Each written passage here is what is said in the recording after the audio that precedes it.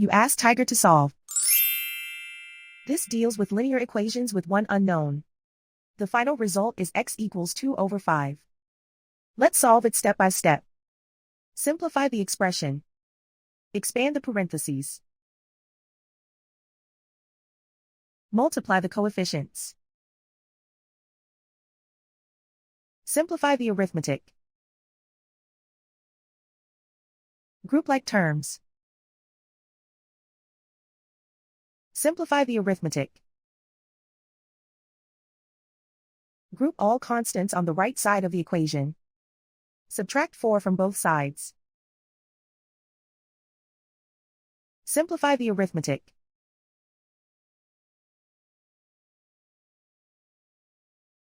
Isolate the x. Divide both sides by -10.